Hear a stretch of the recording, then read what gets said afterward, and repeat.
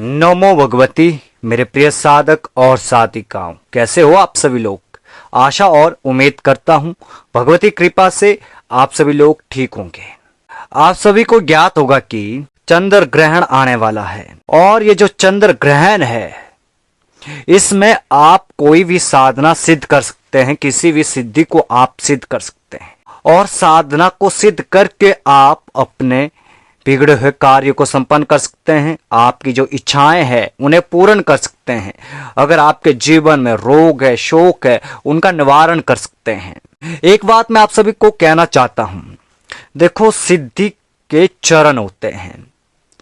जब आप पहली बार किसी मंत्र का जाप करते हैं या किसी भी शक्ति के मंत्र का जाप करते हैं तो सर्वप्रथम क्या होता है कि जब आप उस मंत्र का जाप करते हैं, उस मंत्र की साधना करते हैं, तो पहले जितने दिन की जो साधना है उतने दिन में उस साधना से क्या होता है कि आपके अंदर आध्यात्मिक शक्ति का विकास होना शुरू हो जाता है, आध्यात्मिक ऊर्जा का विकास होना शुरू हो जाता है। और फिर जब आप उस साधना के दूसरे चरण को शुरू करते हैं तो उस चरण में आपको दैवीय कृपा प्राप्त होना शुरू हो जाता है। तो तीसरे चरण में आपको उस शक्ति के दर्शन होना शुरू हो जाते हैं। ये दर्शन आपको स्वप्न के माध्यम से होते हैं और ध्यान के माध्यम से होते हैं। याद रखना इन बातों को, क्योंकि आप सोच रहे कि एक दिन की साधना है, 11 दिन की साधना है, 21 दिन की साधना है कि शक्ति प्रत्यक्ष होगी इतने दिन में। इतने दिन में शक्ति प्रत्यक्ष नहीं होगी, क्योंकि इतने दिन में आप योग्य बनेंगे। आपके अंदर वो योग्यता आएगी, आपके अंदर वो क्षमता आएगी कि आप शक्तियों को देख सकें। तो इस बात को समझ लेना। और इस बार जो चंद्र ग्रहण पड़ रहा है 18 सितंबर 2024 को चंद्र ग्रहण है और ग्रहण शुरू होगा 7:43 पर और परम ग्रास जो रहेगा, ग्रहण का जो मध्य समय रहेगा वो रहेगा 8:14 और ग्रहण का जो समाप्त रहेगा वो रहेगा 8:46 का। ठीक है, तो आप इस ग्रहण में साधना करके शक्तियों की कृपा को प्राप्त कर सकते हैं, अपने बिगड़े हुए कार्य को संपन्न कर सकते हैं, आपकी कोई भी इच्छा हो उसे पूर्ण कर सकते हैं। हालांकि तुरंत पूर्ण कुछ नहीं होगा, समय लगेगा, धैर्य बनाए रखना पड़ेगा, आपको विश्वास बनाए रखना पड़ेगा, आपको श्रद्धा रखनी पड़ेगी, तब होगा। क्योंकि मैं घोषणाबाजी वाली बातें नहीं करता हूं, मैं आप सबको साधनाओं की सच्चाई बताता हूं। और इस बार आप अगर सच में चंद्र ग्रहण में साधना करना चाहते हैं तो मैं एक ऐसी साधना देने वाला हूं जिसे करके आप भैरव जी के दर्शन प्राप्त कर सकते हैं, भैरव जी की कृपा प्राप्त कर सकते हैं। और एक बात मैं आप सबसे कहना चाहता हूं, इस साधना में भैरव बाबा के जो दर्शन होंगे वे दर्शन आपको स्वप्न के माध्यम से होंगे या तो ध्यान के माध्यम से होंगे। कोई पूर्ण प्रत्यक्षीकरण नहीं होगा कि साक्षात आकर खड़ी हो जाएगी शक्ति। ठीक है, अगर जिसकी ऊर्जा अत्यधिक है और जो लंबे समय से साधनाएं कर रहे हैं और लंबे समय से मंत्रों का जाप कर करके अपने अंदर आध्यात्मिक शक्ति का विकास कर चुके हैं, अपने अंदर आत्मिक शक्ति का विकास कर चुके हैं, अपने अंदर मानसिक शक्ति का जागरण कर चुके हैं, उनको निश्चित तौर पर प्रत्यक्षीकरण भी होगा, साक्षात्कार भी होगा। परंतु हर चीज का एक ना एक तरीका होता है, एक ना एक समय होता है। ऐसा नहीं है कि आप नए साधक है और चंद्र ग्रहण में साधना करने बैठ के तो आप ये सोच रहे हैं कि भैरव जी आपके समक्ष खड़े होकर दर्शन देंगे। ये तो आपके भाव पर निर्भर करेगा कि आप कितनी लगन से, कितनी मेहनत से और कितनी एकाग्रता से मंत्र का जाप करते हैं। जितनी ज्यादा आपकी एकाग्रता होगी उतने ही जल्दी आपको शुभ परिणाम प्राप्त होंगे। याद रखना इस बात को, क्योंकि साधना क्षेत्र है जो आप सभी कर रहे हैं कि मंत्र ले लिया, जाप कर लिया, बस हो गई सिद्धि। ऐसे नहीं होती सिद्धियां, उसके लिए आपको बहुत कुछ करना पड़ता है। तो इस चंद्र ग्रहण में मैं आपको जो भैरव साधना करवाने वाला हूं उस साधना को करके देखिए, आपको निश्चित तौर पर भैरव जी की कृपा प्राप्त होगी। हालांकि दर्शन आपकी श्रद्धा पर निर्भर होगा, आपके विश्वास पर निर्भर होगा, आपकी ऊर्जा पर निर्भर होगा। परंतु स्वप्न में आपको दर्शन अवश्य होंगे या आपको आभास भी हो सकता है शक्तियों का। वो आप पर निर्भर करता है, क्योंकि हर साधक के साथ शक्ति का जो अनुभव होता है, शक्तियों की जो अनुभूतियां होती है, दर्शन जो होते हैं, अलग अलग परिस्थिति में होते हैं। तो इस बात को ध्यान रखना। तो करना क्या है इस साधना के लिए? आपने चंद्र ग्रहण से पहले कुछ तैयारियां कर लेनी है। तो चंद्र ग्रहण शुरू होने से पहले आपने किसी एकांत जगह को चुन लेना है और उस जगह को आपने भैंस के गोबर से लीप देना है। याद रखना, भैंस के गोबर से उस जगह को लीप देना है, पोत देना है। और लीपने और पोतने के बाद उसे सूखने के लिए छोड़ दें और फिर आपने जंगल में जाना है।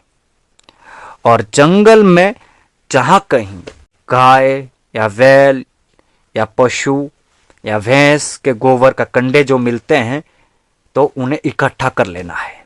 जंगल से ही आपने उपले इकट्ठे कर लेने हैं, कंडे इकट्ठे कर लेने हैं।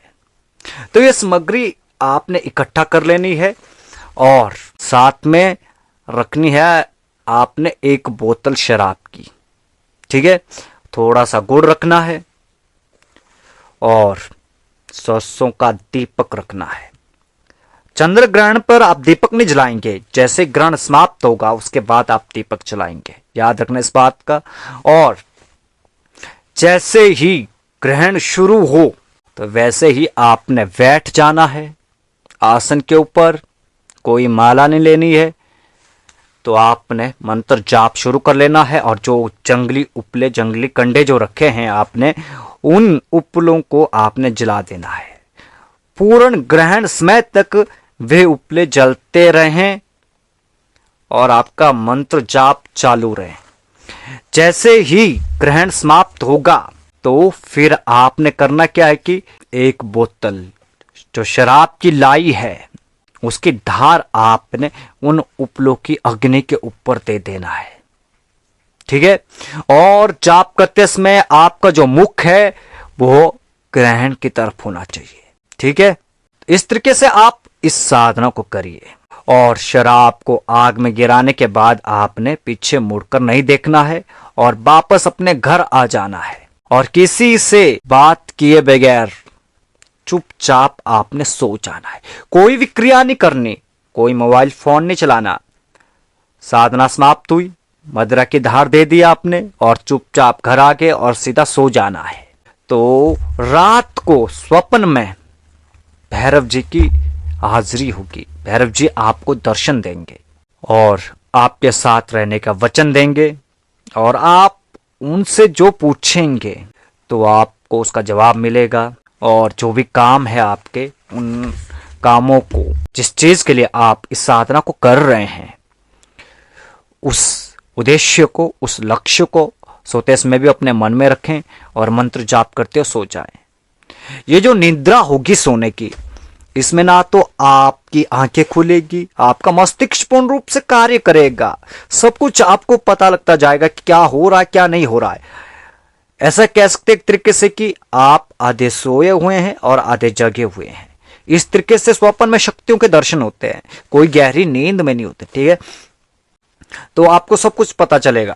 उसमें आपके मस्तिष्क में जो विचार चल रहे हैं, तो सोते समय आप भैरव जी के आगे उन्हें व्यक्त कीजिए। तो भैरव जी आपके उन विचारों के अनुरूप जो भी कार्य आपने भैरव जी के आगे व्यक्त किया है उन्हें पूर्ण कर देंगे। बस इतना सा करना है और ये कृपा सदैव बनी रहेगी। फिर इस मंत्र के द्वारा आप प्रयोग कर सकते हैं किसी भी कार्य के लिए। प्रयोग में आप सबको बाद में बताऊंगा, पहले साधना तो कर लो, पहले सिद्ध तो कर लो। सिद्ध कर लेंगे तभी प्रयोग बताया जाएगा, तभी प्रयोग बताने के फायदे हैं। और जिस किसी को भी ये साधना करनी है वे हमारे व्हाट्सएप पेड ग्रुप में जुड़ सकते हैं, तो ये साधना उनको दी जाएगी और करवाई जाएगी। आपको डरने की आवश्यकता नहीं है, कुछ नहीं होगा। आपकी सुरक्षा, आपके परिवार की रक्षा, आपके घर की रक्षा की जिम्मेवारी मैं स्वयं लेता हूं, ठीक है।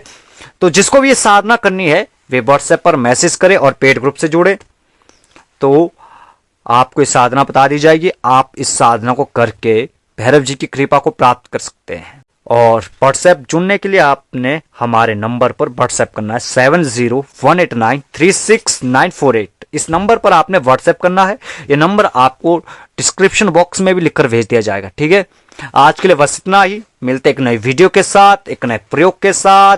तब तक के लिए आप सभी को नमो भगवती, और भगवती आपकी साधनाओं को सफल बनाए, और जो पितृ पक्ष आ रहे हैं आपके पितरों को मुक्ति प्रदान करें। ऐसे में भगवती के चरणों में मंगल कामना करता हूं आप सभी के लिए। नमो भगवती।